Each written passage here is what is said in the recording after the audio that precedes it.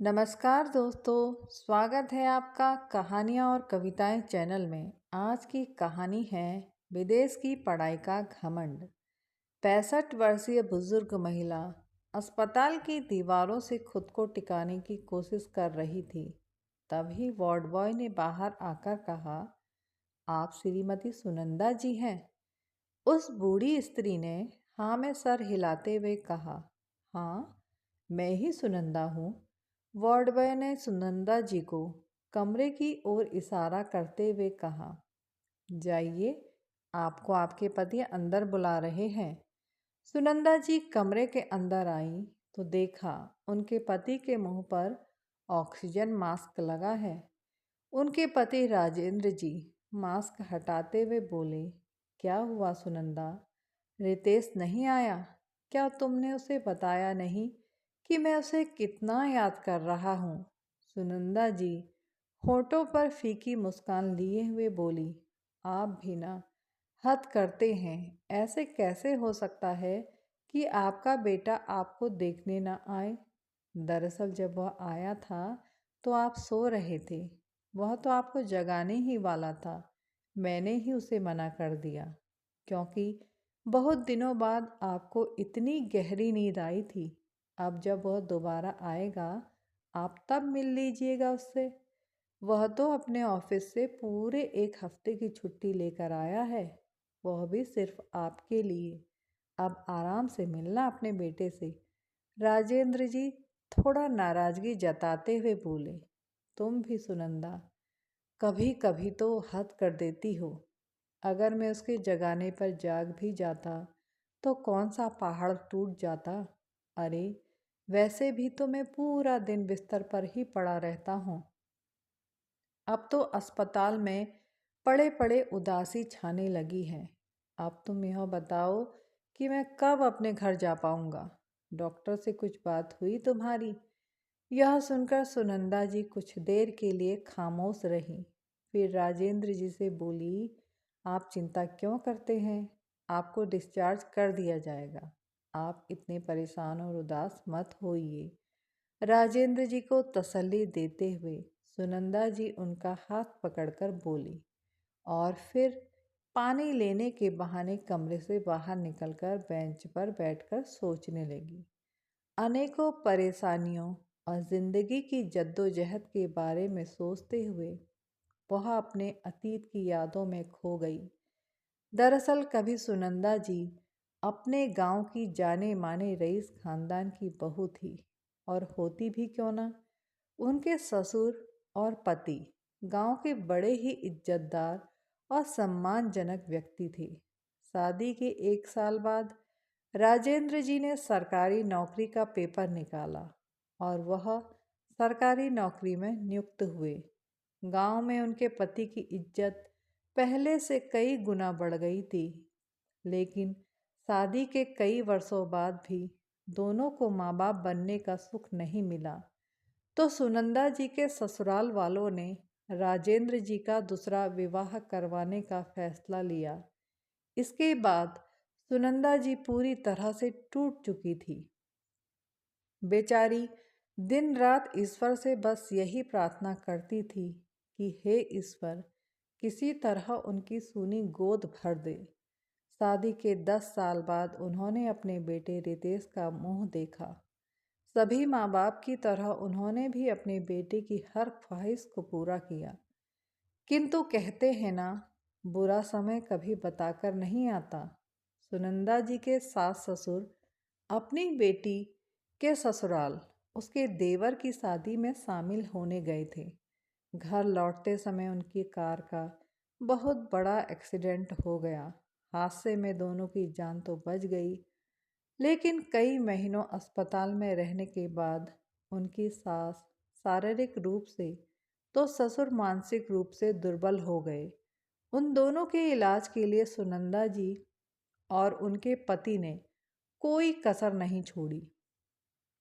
उन्होंने अपनी सारी धन संपत्ति अपने सास ससुर को बचाने में लगा दी। साल भर बिस्तर में ही मलमूत्र त्यागने के बाद 1-1 महीने के अंतराल में दोनों ने अपने प्राण त्याग दिए। रुपया पानी की तरह बहाने के बावजूद भी वह दोनों को बचा नहीं सकी। धीरे धीरे समय बीतता गया और अब उनके बेटे रितेश की 12वीं की कक्षा भी पूर्ण हो चुकी थी। वह आगे की पढ़ाई करने के लिए विदेश जाना चाहता था। उसने अपने पिता से कहा, पिताजी, आप तो जानते हैं विदेश में पढ़ाई करके बहुत अच्छे अच्छे अवसर मिलते हैं। अगर यहाँ से पढ़ाई करूँगा तो 20 से 25 हज़ार की नौकरी पर ही सीमित होकर रह जाऊँगा। ज़्यादा से ज़्यादा 40 से 50 हज़ार, उससे ज़्यादा सैलरी यहाँ कोई नहीं देता। अब आप ही बताइए, मेरी इतनी मेहनत करने का क्या फ़ायदा अगर मैं अच्छे कॉलेज में पढ़ाई भी ना कर सका तो। सुनंदा जी ने बेटे को समझाने की कोशिश की, लेकिन राजेंद्र जी ने अपने बेटे की इस ख्वाहिश को भी पूरा किया और अपनी सारी जमा पूंजी लगाकर बेटे को विदेश पढ़ने के लिए भेज दिया। अब रितेश अपने माता पिता से दूर विदेश पढ़ने चला गया। राजेंद्र जी और सुनंदा जी बिल्कुल अकेले हो गए। दोनों दिन रात अपने बेटे को याद करते थे। वे दोनों बस इसी आस में जी रहे थे कि एक दिन उनका बेटा खूब बड़ा आदमी बनकर आएगा और उन दोनों को अपने साथ ले जाएगा। अब उसकी पढ़ाई भी पूरी हो चुकी थी। वह पढ़ाई करने के बाद वहीं विदेश में नौकरी भी करने लगा। उसकी ज़िंदगी इतनी व्यस्त हो गई कि उसके पास अपने माता पिता के लिए ना ही समय था और ना ही पैसा। वह अपने में ही व्यस्त रहता। वह तो ऊपर वाले की कृपा थी कि राजेंद्र जी की सरकारी नौकरी थी, इसलिए रिटायरमेंट के बाद दोनों पति पत्नी पेंशन पर ही अपनी जिंदगी गुजार रहे थे। एक दिन उनके बेटे ने उन्हें फ़ोन करके बताया कि वह उनसे मिलने आ रहा है। दोनों की खुशी का ठिकाना ना रहा। अगली सुबह रितेश जब घर पहुंचा तो उसने औपचारिकता के लिए अपने माता पिता के पैर छुए और फिर अपने साथ खड़ी लड़की से मिलवाया। सुनंदा जी और राजेंद्र जी थोड़ा चौंके। फिर सुनंदा जी ने सामान्य होते हुए कहा, आओ बेटा, अंदर आओ।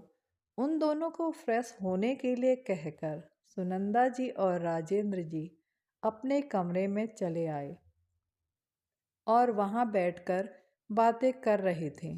राजेंद्र जी बोले, आज का दिन कितना शुभ है ना। कितने वर्षों बाद हमारा बेटा हमारे पास वापस लौटा है। बेटा बुढ़ापे में अपने बाप की जिम्मेदारी संभाल ले तो एक बाप को और क्या चाहिए।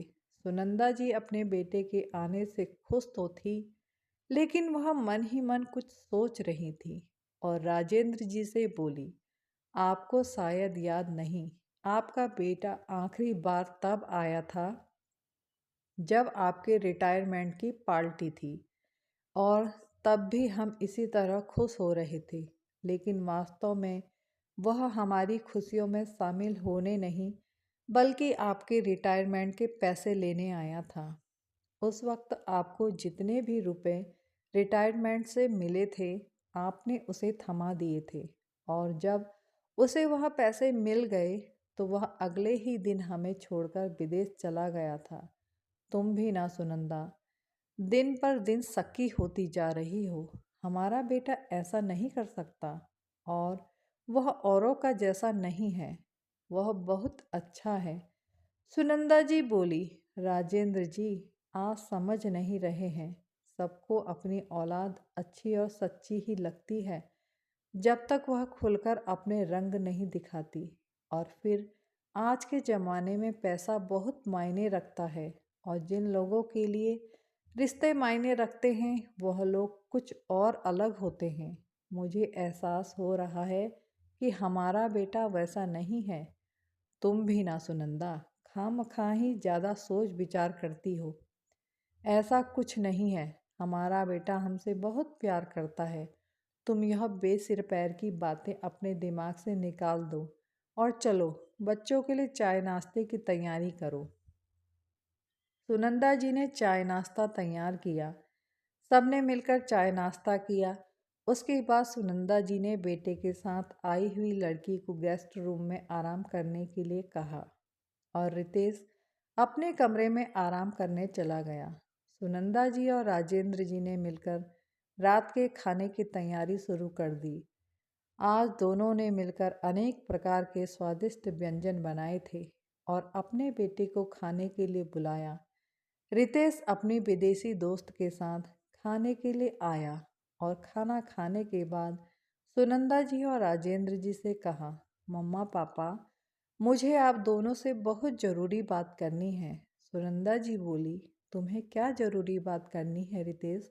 बोलो, हम दोनों सुन रहे हैं। रितेश बोला, मम्मा पापा, आज मैंने आपको लवली से मिलाया। दरअसल यह मेरी दोस्त है। मैंने और लवली ने एक साथ पढ़ाई की है। हम दोनों एक ही ऑफिस में नौकरी करते हैं और हम एक दूसरे को पसंद भी करते हैं, इसलिए अब शादी करना चाहते हैं। मैं चाहता हूँ कि शादी हम बहुत साधारण तरीके से करें, क्योंकि आप शादी में खूब खर्चा करेंगी जो ऐसे ही बर्बाद हो जाएगा। इसलिए शादी में बचा हुआ खर्चा आप मुझे दे दीजिएगा। खर्चा बचाने के लिए मैंने रजिस्ट्रार ऑफिस में पहले ही अप्लाई भी कर दिया है। सुनंदा जी चौंकी कि रितेश ने शादी के लिए रजिस्ट्रार ऑफिस में भी अप्लाई कर दिया है और हमें बताया तक नहीं। उन्हें विश्वास ही नहीं हो रहा था, इसलिए रितेश की बातों को दोहराते हुए बोली, क्या कहा तुमने? रजिस्ट्रार ऑफिस में अप्लाई भी कर दिया तुमने? तुमने हमसे पूछने की ज़रूरत भी नहीं समझी और तुमने खुद ही निर्णय कर लिया कि तुम्हें किससे शादी करनी है और किससे नहीं। इतना बड़ा फैसला तुमने हमसे बिना पूछे ही ले लिया। इस पर रितेश बोला, प्लीज़ मम्मी, आप इतना ओवर रिएक्ट क्यों कर रही हैं? और वैसे भी इस पर आपसे पूछने की क्या बात है? शादी मुझे करनी है, ज़िंदगी मुझे बितानी है, तो मेरी मर्जी होना ज़्यादा ज़रूरी है। आपका क्या है? आप तो ऐसी वैसी लड़की से मेरी शादी करवा देते। मुझे मेरे स्टैंडर्ड की लड़की चाहिए थी, जो कि मुझे मिल चुकी है। राजेश जी थोड़ी तेज आवाज़ में बोले, रितेश, शायद तुम भूल रहे हो कि तुम अपनी माँ से बात कर रहे हो। हमने तुम्हें विदेश पढ़ने के लिए इसलिए नहीं भेजा था कि तुम अपनी सारी तमीज़ भूल जाओ। तुम तो विदेश में पढ़ाई करके अपना सारा तमीज़ भूल चुके हो। प्लीज़ पापा, अब आप भी शुरू मत हो जाना। मैंने ऐसा भी क्या गुनाह कर दिया जो आप लोगों ने इतना बड़ा हंगामा खड़ा कर दिया? अरे आप लोगों को बता तो रहा हूँ। ऐसा तो है नहीं कि मैंने शादी कर ली और आप लोगों को बताया नहीं। आप लोगों को बताकर ही शादी कर रहा हूँ। फिर भी आप लोग अनपढ़ जाहिलों का जैसा व्यवहार क्यों कर रहे हैं? सुनंदा जी अपने बेटे का ऐसा बदला हुआ रूप देखकर आश्चर्यचकित रह गई और बोली, बेटा, जिन्हें तुम अनपढ़ जाहिल गंवार कह रहे हो, उन्हीं अनपढ़ जाहिल गंवारों ने तुम्हें उच्च शिक्षा के लिए अपना सब कुछ दांव में लगाकर विदेश पढ़ाई के लिए भेजा। माँ बाप का एहसानमंद होने की बजाय तुम्हें तो विदेशी शिक्षा का घमंड हो गया है। कितने अरमान थे हमारे कि हमारा इकलौता बेटा है, उसकी शादी हम खूब धूमधाम से करेंगे। जिसका खाया है उसे भी अपने यहाँ खाने पर बुलाएंगे, पर यहाँ तो उल्टी ही गंगा बह रही है। आप लोगों से मेरी खुशी देखी नहीं जाती। रितेश ने खाने की प्लेट जोर से सरकाते हुए कहा। रितेश के साथ आई हुई लड़की बोली, रितेश, मेरा तुम्हारी फैमिली के साथ गुजारा नहीं हो सकेगा। मुझे नहीं पता था कि तुम्हारे परिवार वाले इतने नैरो माइंडेड हैं, इसलिए मुझे माफ़ करना और तुम अपने माँ बाबूजी के साथ रहना। इतना कहकर वह जल्दी से गेस्ट रूम में गई और अपना सामान पैक करके घर से बाहर चली गई। रितेश उसे आवाज़ देता हुआ बोला, रुको लवली, मैं भी तुम्हारे साथ चलता हूँ। मुझे भी अब इनकी कोई ज़रूरत नहीं है। उसने भी अपना सामान उठाया और उसके साथ चला गया। बेचारे राजेंद्र जी और सुनंदा जी ने अपनी बची कुची संपत्ति बेटे की पढ़ाई में खर्च कर दी। यहाँ तक कि उन्होंने अपने रिश्तेदारों और दोस्तों से भी उधार लेकर उसकी पढ़ाई में लगा दिया। और आज वही बेटा उन्हें यह दिन दिखाकर चला गया। जब से रितेश उन्हें छोड़कर अपनी प्रेमिका के साथ विदेश चला गया था, जैसे ही यह खबर रिश्तेदारों और दोस्तों को पता लगी, तो उन्होंने अपने उधार में दिए हुए रुपए लेने के लिए राजेंद्र जी और सुनंदा जी पर मानसिक दबाव बनाना शुरू कर दिया, जिस कारण राजेंद्र जी की तबीयत बिगड़ने लगी और वह धीरे धीरे दिल के मरीज हो गए। नौबत यहाँ तक आ पहुँची कि डॉक्टरों ने उनकी बाईपास सर्जरी के लिए बोल दिया, जिसके लिए मोटी रकम की आवश्यकता थी। सुनंदा जी बेंच में बैठी सोचते सोचते निढाल सी होने लगी। तभी उन्होंने सोचा, क्यों ना एक बार रितेश से बात करके देखूं। क्या पता अपने पापा की तबीयत के बारे में सुनकर उसका दिल पसीज जाए। मन में उम्मीद लिए वह फ़ोन करने के लिए अस्पताल के बाहर बने टेलीफोन बूथ पर जाकर रितेश को फ़ोन करने लगी। इन 5-6 सालों में रितेश ने उन्हें एक बार भी फ़ोन नहीं किया। पहले पहले तो सुनंदा जी ही फ़ोन किया करती थी। जब वहाँ से कोई फ़ोन नहीं उठाता था, तो उन्होंने भी फ़ोन करना लगभग बंद ही कर दिया। सुनंदा जी ने रितेश को फ़ोन लगाया। उधर से आवाज़ आई, हेलो, कौन बोल रहा है? कुछ सकुचाते हुए सुनंदा जी बोली, हेलो रितेश बेटा, मैं तुम्हारी माँ बात कर रही हूँ।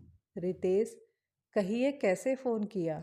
सुनंदा जी, बेटा, तेरे पापा की तबीयत बहुत ख़राब है।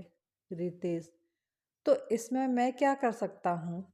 बुढ़ापा है, बुढ़ापे में तबीयत खराब तो हो ही जाती है। जैसे ही सुनंदा जी आगे की बात करने लगी, रितेश बोला, अब मैं फ़ोन रखता हूँ, मुझे बहुत से काम करने हैं, इसलिए मेरे पास आपकी फालतू की बातें सुनने का समय नहीं है। और हाँ, याद रखिए, आइंदा के बाद यहाँ फ़ोन मत करना। मैं अपने बीवी बच्चों के साथ खुश हूँ। आपकी जानकारी के लिए मैं आपको बता दूँ, मैंने लवली से ही शादी की है और अब हम अब तो हम दोनों का एक बेटा भी है। इतना कहकर रितेश ने फ़ोन काट दिया। सुनंदा जी की पहली और आखिरी उम्मीद भी टूट गई। उनके मन से एक ही शब्द निकला, निर्मोही। हमें मझधार में अकेला छोड़कर चला गया। अब वह मन ही मन सोचने लगी, जब कल को राजेंद्र जी मुझसे पूछेंगे, रितेश मुझे देखने क्यों नहीं आया, तभी उन्हें एहसास हुआ कि कोई उनके करीब आकर खड़ा हुआ है और उसने उनके कंधों पर हाथ रखा है। उन्होंने मुड़कर देखा तो उनके मामा जी उनके समक्ष खड़े हैं और उनका बेटा मामा जी के साथ खड़ा है, प्रशांत। मामा जी अपने जमाने में प्रसिद्ध वकील हुआ करते थे। अब वह प्रशांत के पिता के साथ साथ उसके गुरु भी हैं। प्रशांत उन्हीं की देख रेख में लॉ की प्रैक्टिस करता है। उन्होंने सुनंदा जी के कंधों पर अपने वृद्ध हाथ रखते हुए कहा, बेटा सुनंदा, किस सोच में बैठी हो? तब सुनंदा जी को फूट फूट कर रोना आ गया। उन्होंने सुनंदा जी को धीरज बंधाते हुए कहा, बेटा, रोने की क्या आवश्यकता है? मुझे तुम्हारी मामी ने सारी बातें बता दी हैं। तुम हिम्मत रखो, सब ठीक होगा, लेकिन उसके लिए तुम्हें थोड़ा कठोर कदम उठाना होगा। सुनंदा जी हाथ जोड़कर विनती के स्वर में बोली, मामा जी, आप जैसा कहेंगे मैं वैसा ही करूँगी। उन्होंने प्रशांत से कहा, बेटा, पहले हम कुंवर साहब को देख लेते हैं, उसके बाद तुम सुनंदा को लेकर सीधे पुलिस स्टेशन में शिकायत दर्ज करवाने जाना। सुनंदा जी प्रशांत के साथ पुलिस स्टेशन गई। उन्होंने कभी सपने में भी नहीं सोचा था कि उन्हें अपना हक मांगने के लिए कभी पुलिस स्टेशन आना होगा। उन्होंने अपने बेटे के नाम पर धोखाधड़ी का केस दर्ज करवाया। एक हफ्ते में ही कोर्ट का सम्मन रितेश के पास पहुंच गया, क्योंकि केस काफ़ी सीरियस था, किसी की जान का सवाल था। इसलिए सम्मन भेजने में कोर्ट द्वारा देरी नहीं की गई। सम्मन पाकर रितेश के हाथ पांव फूल गए। वह 15 दिन की छुट्टी लेकर अपनी बीवी बच्चों को लेकर भारत पहुंचा, क्योंकि रितेश ने अभी तक विदेशी नागरिकता प्राप्त नहीं की थी। इसलिए वह नहीं चाहता था कि उसकी नौकरी में कोई व्यवधान उत्पन्न हो। उसकी पत्नी भी भारतीय थी। उन्हें ग्रीन कार्ड मिलने में अभी कुछ समय बाकी था। रितेश अपनी पत्नी और बच्चे को होटल में छोड़कर कोर्ट चला गया। आज लोकल टीवी चैनलों पर यही खबर प्रसारित हो रही थी। रितेश की पत्नी ने कोर्टरूम का हाल जानने के लिए टीवी ऑन किया था। रितेश का 5 साल का बेटा वहीं बैठा कॉपी में कुछ लिख रहा था। उसने देखा मम्मी नहाने चली गई है, तो वह टीवी का चैनल बदलने लगा। तभी उसकी नज़र टीवी पर पड़ी, तो उसने देखा टीवी पर उसके पापा की फ़ोटो दिखाई जा रही है और न्यूज़ रिपोर्टर उसके पापा के बारे में गंदी गंदी बातें कर रहे हैं। वह ज़ोर ज़ोर से अपनी मम्मी को आवाज़ लगाने लगा और रोने लगा। रितेश की पत्नी बिना नहाए ही बाहर आई। उसने टीवी बंद कर दिया। वह अपने बच्चे को प्यार से चूमते हुए बोली, बेटा, वह आपके पापा नहीं हैं। आपके पापा की तरह दिखने वाला कोई और है। यह सुन वह चुप हो गया, क्योंकि वह बच्चा जो था, उसकी बुद्धि अभी इतनी विकसित नहीं थी। रितेश कोर्ट से अपने रूम में आया तो उसका बेटा उससे लिपट कर बोला, पापा, आज टीवी में बिल्कुल आपके जैसा दिखने वाला आदमी था। वह बहुत बुरा था। उसने अपनी मम्मी पापा को छोड़ दिया था। उसके पापा बहुत बीमार थे। पापा, आपके मम्मी पापा कहाँ हैं? क्या आपने भी उन्हें छोड़ दिया है?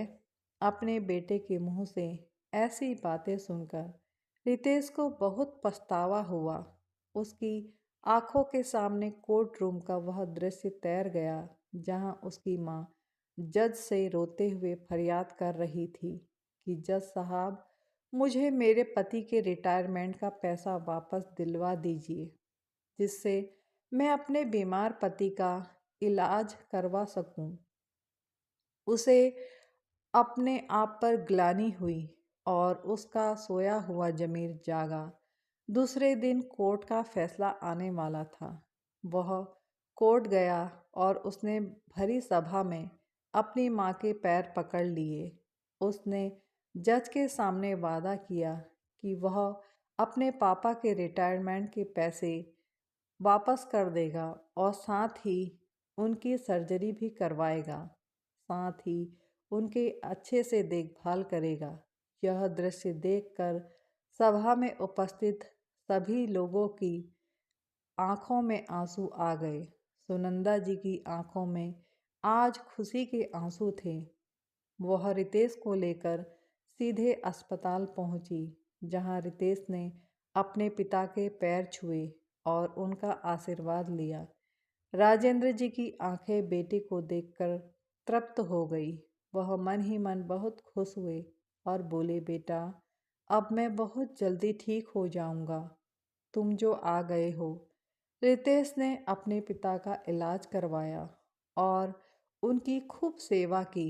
अब वह अपनी पत्नी और बच्चे को भी अपने माता पिता के से मिलवाने ले आया। पोते का मुंह देखकर सुनंदा जी और राजेंद्र जी खुशी से फूले नहीं समा रहे थे। रितेश और उसकी पत्नी ने विदेश की नौकरी से रिजाइन कर दिया। अब दोनों भारत में ही रहकर नौकरी करते हैं और अपने परिवार के साथ रहते हैं। सुनंदा जी और राजेंद्र जी अपने पोते के साथ हंसी खुशी दिन व्यतीत कर रहे हैं। अपने बच्चे की खातिर कहो या अपने भविष्य की खातिर, रितेश का ज़मीर जागा तो सही। कहानी देखने व सुनने के लिए आप सभी का धन्यवाद। अगर आपको कहानी पसंद आई हो तो कष्ट करके मेरे चैनल को सब्सक्राइब करना मत भूलिएगा। साथ ही कहानी को लाइक करना भी मत भूलिएगा। धन्यवाद।